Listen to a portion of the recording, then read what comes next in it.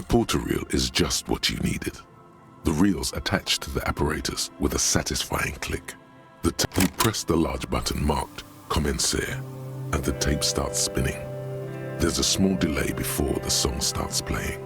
Then the organ starts playing a simple, melancholic tune echoing in the hallway. A lone singing voice joins in, telling you about the tiniest church in Cessons, surrounded by even tinier yard. You almost feel the seaside mist on your skin. It's mega sad. Within seconds you know this is the one. The real shit you've been looking for. The one you trust your room to. This one tells it like it is. This is your tune. A click, then silence for a bit. Then the tape stops spinning. Of course you could sing this. You could take sad to a whole new level with this. And you already know the lyrics since you've listened to it like a million times. Yep, they're all here. All 3 verses. And the B-side of the tape contains the instrumental version. It's like the world itself is telling you to do it. Only one obstacle stands on your way. Gart. You have to convince Gart to let you sing karaoke in the whirling. After you've won him over, you can express yourself. Let the pain out. Make everyone understand. The lieutenant watches you pack up the boombox. He doesn't say anything.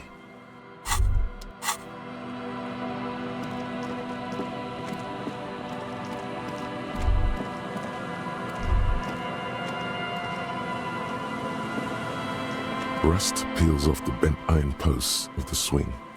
The wind whistles through the skeleton of the small house behind you. There's desolation. In this yard? Someone thought they could have a summer house in a bloc obscur, for cheap. It didn't work out. They abandoned it about a decade ago. Practically, it's not an official term in any way, but look around. No sewage, broken power lines, crime, drunks. Life is tough in the blocks. It's no place to build a summer house. Yes, and you picked it up as part of the Jamrock Shuffle. It's not meant as nagging, just an observation. We should move. I don't think our suspect is in this particular yard. No place to hide. And besides, it's too close to Martinez.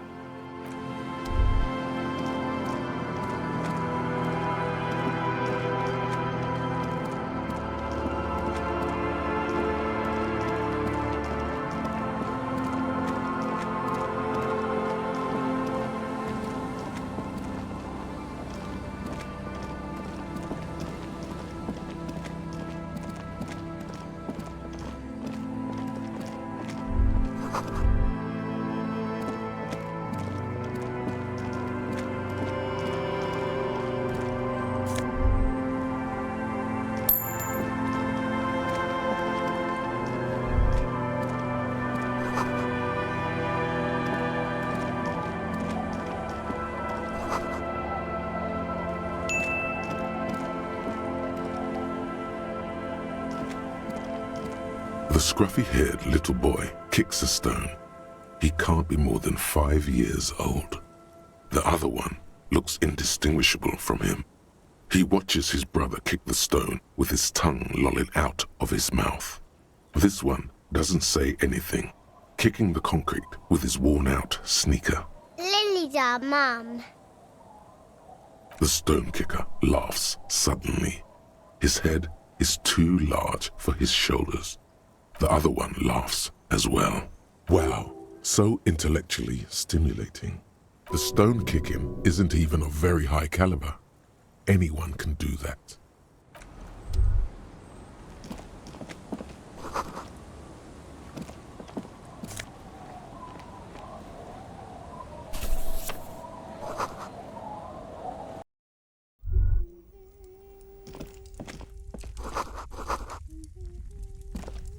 Hello, mister.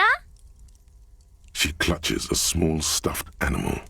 Occasionally, she twirls it around. Yes, I am. Little Lily. You know my mom? That's nice. My mom is great. She's never angry or anything. Yes. They don't want to play with me. They're older and play outside. They look the same. Sometimes I can't tell them apart. Lammy tells them apart.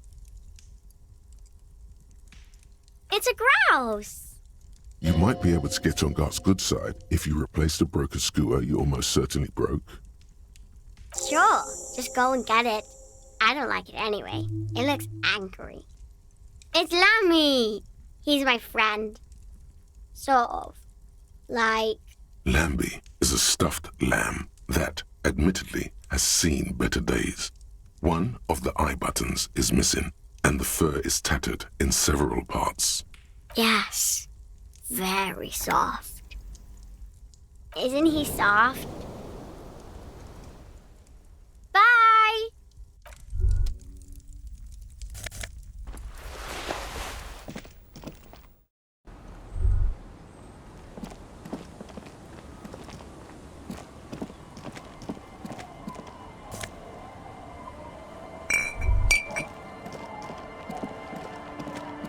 You stop mid-step and put your hand on a garish necktie. That bottle, Bratan! Just look at that bottle! In this drunk's hand, on the pipe there, glowing blue, a mysterious, otherworldly blue, filled to the brim with holy mysteries. It's hard to know what exactly your vivid interior is speaking of here, but I'm guessing it's got a lot of alcohol in it. Oh, I think this is about so much more than cool. Please go talk to him. See what it's about. I'm drawn to it.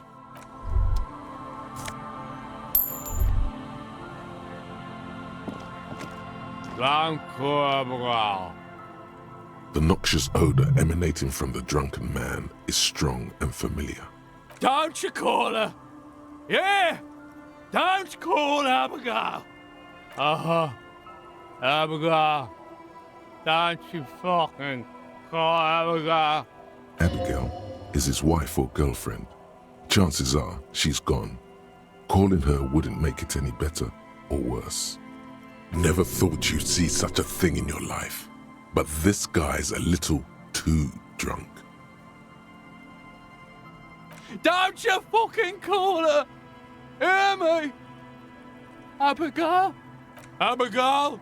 Abigail! Don't call Abigail! The man hiccups, then mumbles something. He snorts and beckons you to lean in. He waves his hand as if shooing you away, all the while murmuring something indecipherable. Don't! Don't! There was little chance he'd be a reliable witness anyway. Good to see you, friend. Do I have deals set up for you, buddy boy? So what do you want? I got smokes. They're cheap. Very cheap. I got Pilsner. Great deal. You won't get a better deal on that piss. Spirits I can let go for 300 real. I also have speed. And by speed, I mean amphetamine. See? There it is, Bratushka! The spirit! Let's buy the spirit! 300 real is a lot, but this has to be done! It's our end game! Exactly! This is no ordinary drink! It's what our relationship has been building towards all these years! This is the climax, the mystery, the virginal sigh! That drink is special! You have to buy it from him! Get it off him! Kill him if you have to! Our ultimate fate depends on it, and the fate of many worlds. The lieutenant looks at you, looking at the bottle of spirits, then at Rosemary, suspiciously. See, friend, it's real valuable. Worth every real, if you catch my drift. Got it from a bit of a business venture. You know, it's funny, actually. He's finding it difficult to focus his watery gaze. What? This guy. Conversation might bring a discount, no? Oh, this is medicinal spirits. The good stuff. Got it from the doctor's office. He ain't shitting you! Medicinal spirits are a blast, Bratan! The flaming truth of this joke of a world. I got one of those scientific ampules a few months ago. Torpedo, they call it. It's supposed to keep a man from taking a drink. Didn't stop me for shit, that's for sure. 5 lemons with half a pack of butter and you're good to go. It really isn't. In a week, the goddamn kidneys started giving me all kinds of help. Finally, the missus took me to a private doctor's office. Not a charity, the real thing. Those arseholes charged me £4 to remove the damn thing. But I came out on top after all. But the idiots left me alone in there. Now, I used to teach high school biology. I know what doctors use to preserve dead thingies. Swipe 3 cans of this blue medicinal stuff from the back room. Threw the snakes out and voila. What's left is this beautiful blue stuff. 98.7% almost pure alcohol. 2 I already sold to these fine gentlemen here. But this last one is yours for £3 if you want it. £3 and it's yours, friend. The deal of a lifetime. That's a much more reasonable price right there. Makes sense now. Just make sure to enjoy that one, friend. Ratan, I am so proud. Now, whatever you do, don't drink it. This deserves so much more than just regular oral consumption. The tie is so on the money there. Up the bum it goes. Who said anything about putting it up there? No! We're gonna put it into a way more special place. So special! Just hang on to it. Keep it safe. Wait for my sign. Soon. The time will come soon. Have patience, brave one. I'm getting a really dark vibe from this. This won't be pretty. In the civilized world, it's a custom to tip the shopkeep, friend. But come back anyway. Hey, Tequila! Good to see you. How's business? How's the whole reality situation treating you? So what's happening? Yeah, Tequila Sunset. How are the, high-concept, reality-based adventures proceeding? Good. These people know your true name. Looks like it has preceded you, Mr. Sunset.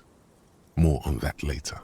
I like this guy. You should too. He respects you by calling you your true name.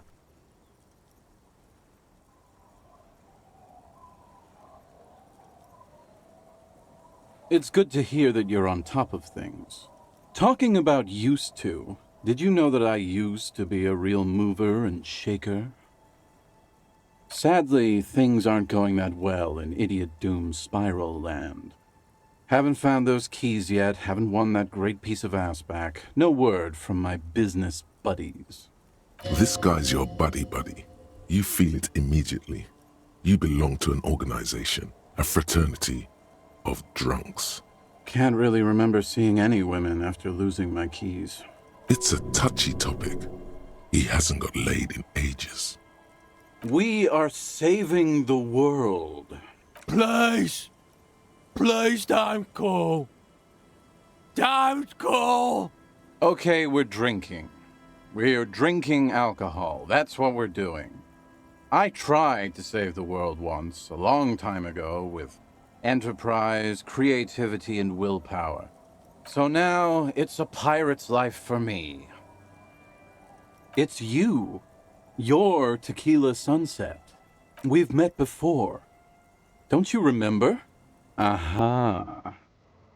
Do you want to know how Tequila Sunset came to be? Tequila Sunset. Something ominous there. You think you feel bad now. Wait till you've heard the story. No. You need the wisdom. Suit yourself, Mr. Sunset. You too, Tequila Sunset.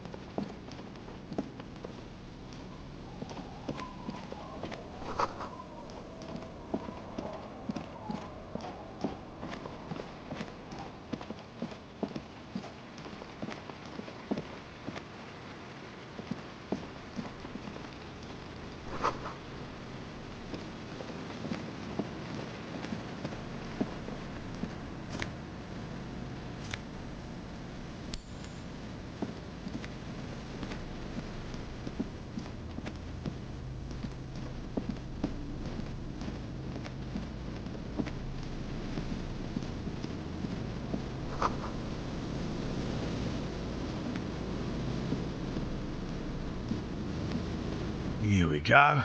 Nice and easy. No way out, little guys. Not out of this jam.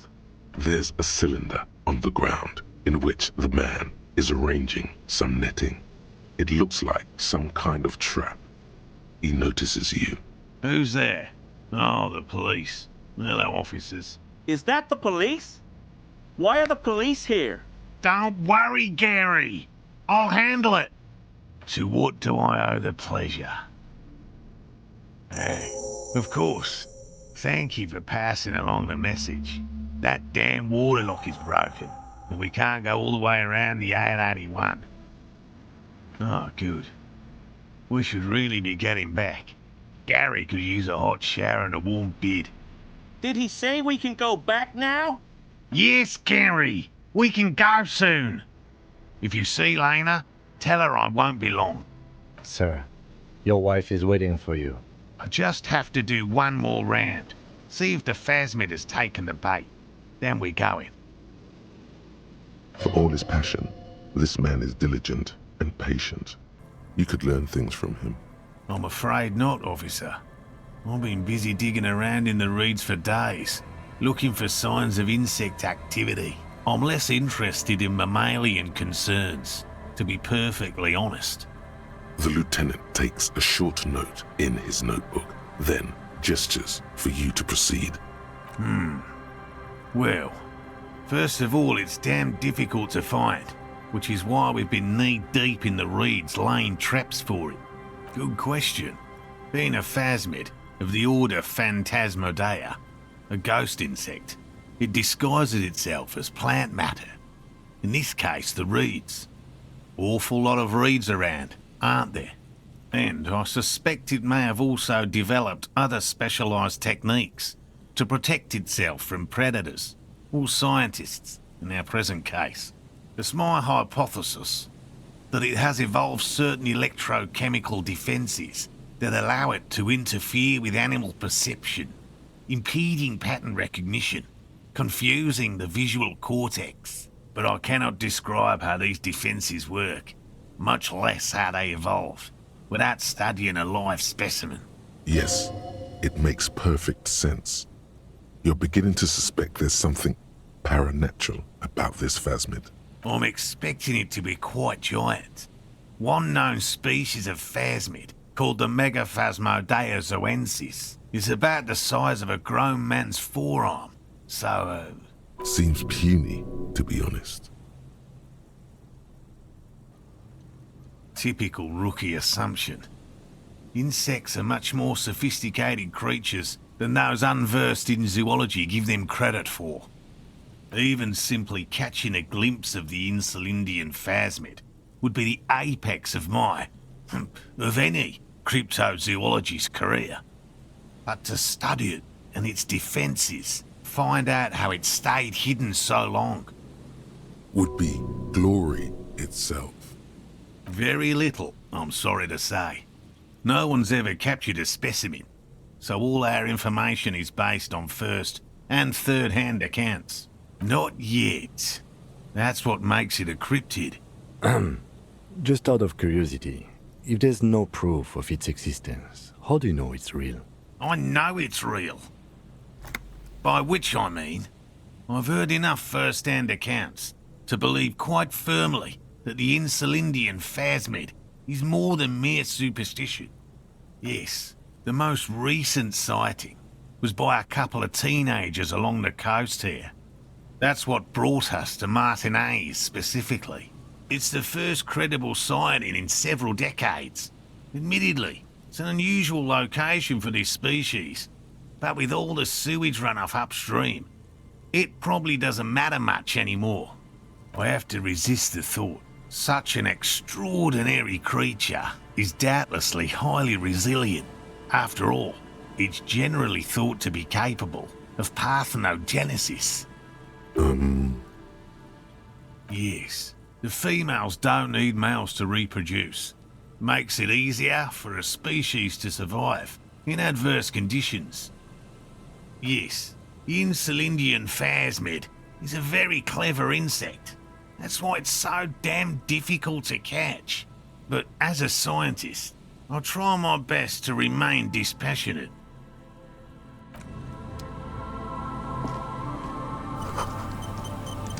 Hello, I'm Gary. How do you do, officer? Yellow man. Officer. The lieutenant raises his eyebrows slightly and takes out his notebook. Yellow man. Interesting. This is something to ask him about after a little probing first. I'm just waiting for my friend Morel to finish up with his insect traps so we can return to civilization. I like nature, just not this bloody coast. It's mostly drunks and degenerates that come here. Dark times will do that to good men. Oh, so that's what the RCM in Martinez is about. Great. Great to hear someone's finally taking care of that. So you do know something about it? No. Nothing. He was some kind of mercenary. But everyone here knows that. I'm just glad to hear you're looking into it. That's all. My mug? Why would you think that? Really? I hear it all the time. All in jest, of course. No offense meant to anyone. Okay, I admit it. I threw the mug away in the trash container behind the hostel. I know I shouldn't have, and I am very sorry, officer. You're not going to find me, are you? Whew. Thank you. You won't regret this. I won't use another man's property to dump my garbage ever again. I don't know what got into me, really. Work has been stressful lately. Damn Koiko's price dumping us out of competition. What did you do, Gary? Nothing. Just answering some questions. Helping out the law. Here we go. Start pumping that sweet info. Officer, please. Let me explain. It's not like that. I was only cleaning up. I live right across the yard from where he was hanged, and I saw him stripped naked. All the clothes lying around in the yard, smelling. People are animals, you know? Then I came out to clean up the rags because no one else would. I put them into the whirling's trash, along with a broken mug, admittedly. Okay, I was coming to throw the mug away, and, well, I threw the mug there and the clothes too. Right. It was just civic duty. Exactly. That's exactly what it was. Civic duty. As he shifts uncomfortably, a series of clicks, like the clinking of glass beads against one another as they roll across a hardwood floor. You've heard this sound before, but where? What sound? Really? There's lots of weird stuff out here in the reeds, though. Insects, trash. Could be the wind shifting some garbage nearby. Every day, the wind shifts the reeds and whatever was left in them. Tambourines and condom wrappers, plastic and glass bottles. The smell of decay. The sound you heard was not the sound of something easily abandoned. I know a guy who works with the trash collection services, CS Municipal. He gave me a master key for the trash containers of Martinez, so I can use the Whirling's trash compactor to store my own stuff. Garbage disposal is expensive as hell. The damn Hemians run it like a mob. I'm sorry, okay? I thought I could cut costs. I shouldn't have. I shouldn't have disgraced myself. Disgraced? No need for the histrionic, sir. It was, after all, just a trash container. He studies his reaction. Gary doesn't answer. Armor? No. I mean, yes. Of course. I know he was wearing armor, but I don't know anything about it.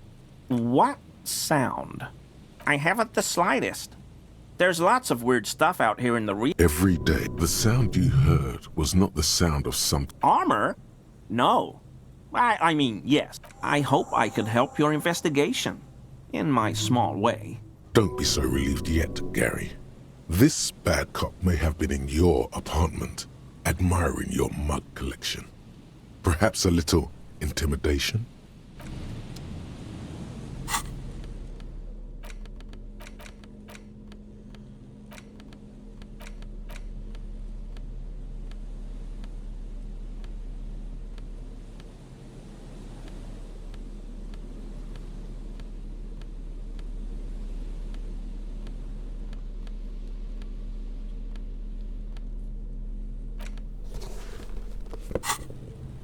Always a I mean, officers.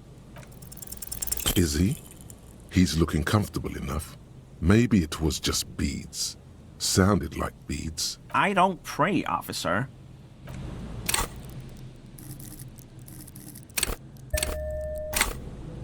Always a I mean, officers.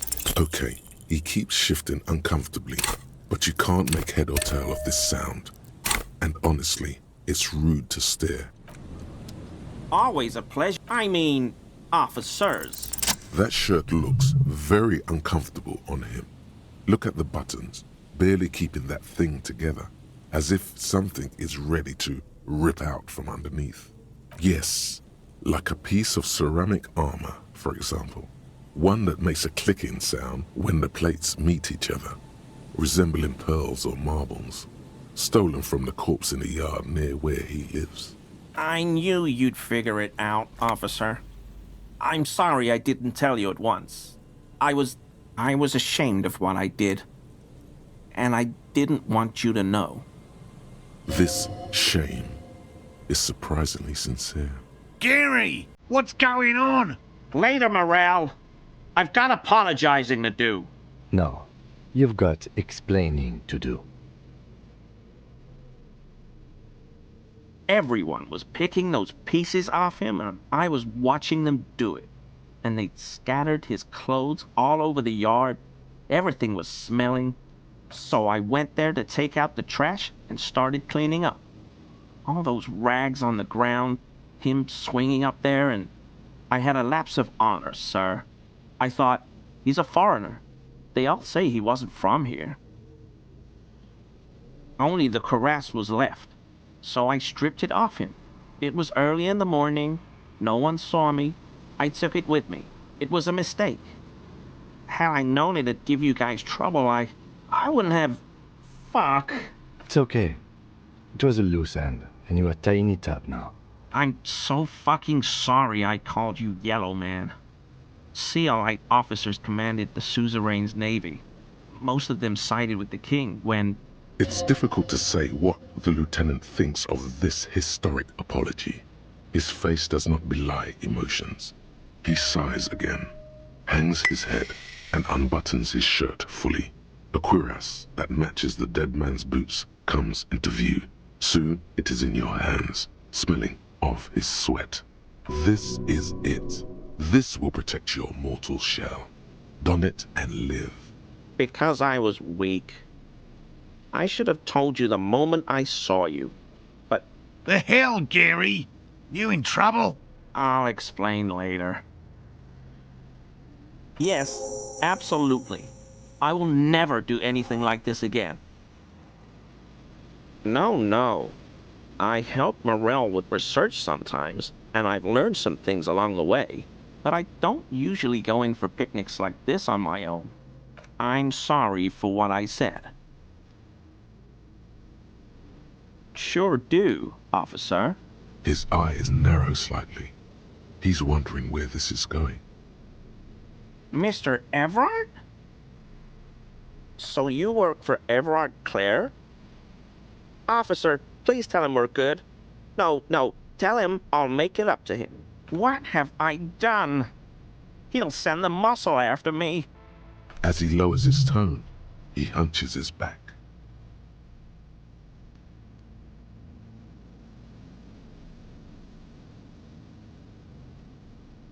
Whatever it is, tell him I'm silent as the grave. I was probably talking too loud in the whirling the other night about some theories. I won't do it again.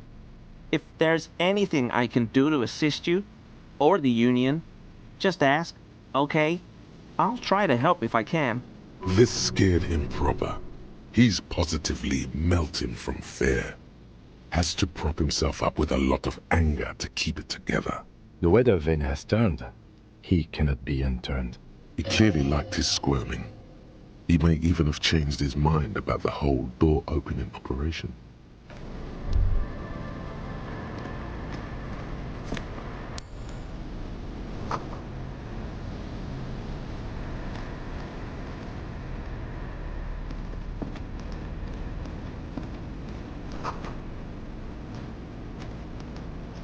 The metal and plastic contraption bobs up and down amidst the trembling reeds. At first, it just looks like trash, but if you look closer... That, over there, must be the boy class she told us about. The one she hid our passport in. We should take a look. Cold, air, tendons. Snapped the cords keeping the boy in place. A little longer, and it would be floating somewhere out in the open sea. Moves across the water, leaving no traces. You're cold again, as always. Splendor. Indeed. Let's see what's inside. The boy is not tied to anything. The cords dangling from the bottom really have been torn or cut. You lift it out of the water easily, noticing how light it is. The number 11 has been written on the yellow plastic. It hasn't been in the water for very long, but it's already discolored and slimy with silt. A latch holds it close, but only just barely. The brittle metal of the latch has cracked. Simple construction. Very unsafe. A shot glass's worth of seawater pours out, some algae, and nothing else. Well, damn. I have no idea. Or think we do. This is a small loose end, either way. Not important, I hope. Might have been Klaasje, might have been the people after her, might have been a local drunk. We should go. You could ask the miss what she thinks, later, if you have the time, though you doubt she'll tell you much at this point.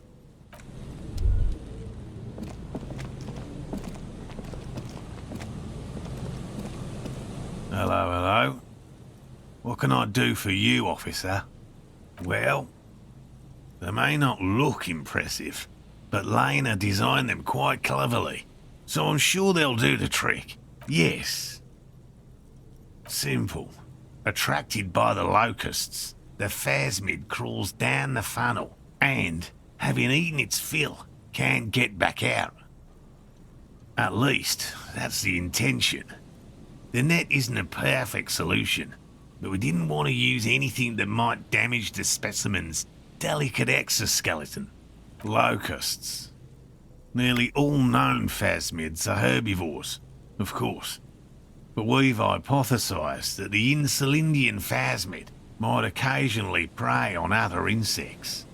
Inside the traps, a number of locusts crawl and tumble over one another in a tiny, chittering swarm. A meat-eating stick insect? Does it pretend to be the reeds as part of its ambush behavior? This seems unlikely. Thank you for your opinion. We have also included plant material in the traps to satiate your skepticism. Not a big fan of skepticism, this one. They'll work, I assure you. The predatory hypothesis, using locusts as bait, accounts for the failure of previous efforts by other teams, which use plants. We have given this some thought. Yes. What? And I'm eager to return to her, I assure you. But I can't leave before we've finished with these traps. My wife understands that just as well as anyone. Come on, Morale. We've been soaking out here for days. It's time to go back. And leave the traps? Absolutely not. I won't let Lena down. Come on, she wants us back. I'm soaked up to my nuts over here. We'll both catch reed crabs if we don't dry out soon. Of course it's important to her. She's seen it. A verified sighting, on record. One of only 4 this century, and it's hers. Yes, that's how we first came to know one another, in fact. But that's her story to tell, not mine. Needless to say, you must ask her about the mysterious phasmid.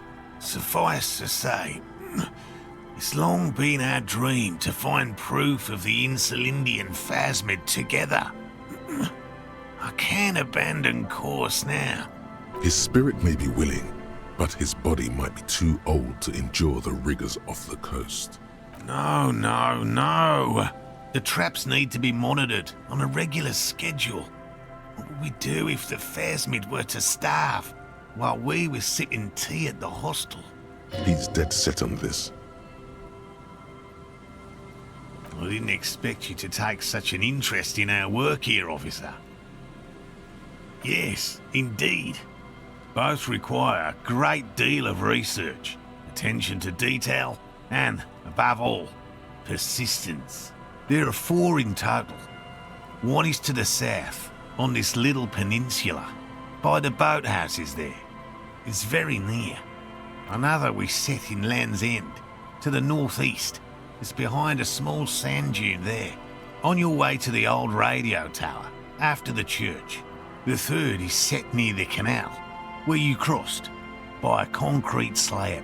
A big thicket of reeds going up the slope, and among them, you should check at least one of those before returning to this one. Since I just said it, this one's more of a technicality, but still, better safe and stupid than sorry. That seems like a lot. Do we really have time for this extracurricular venture? Is it? If you think it's important, you have been right before. Bring it to me at once. Just make sure the trap is closed tight. That's highly unlikely, officer. But in the event you do, I'll spray you with a pheromone mixture I developed. It's made of musk and research chemicals. The pheromone should attract the insect to you, or at least prevent it from bolting at the sight of you. It's quite potent. Will last you about a week.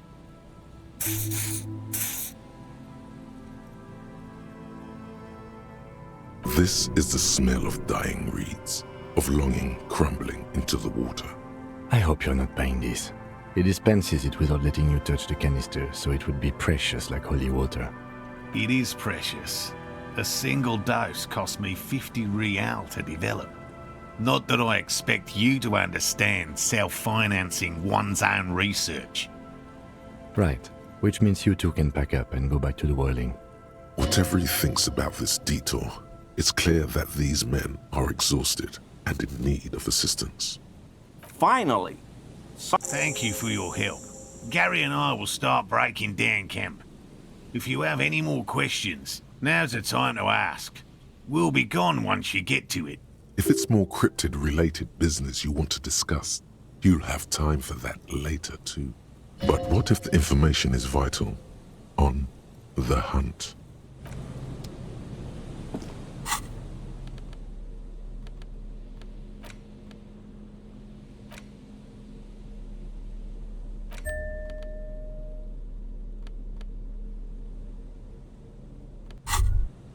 The white ceramic cuirass hugs your torso, shielding your vitals without adding much bulk to your form.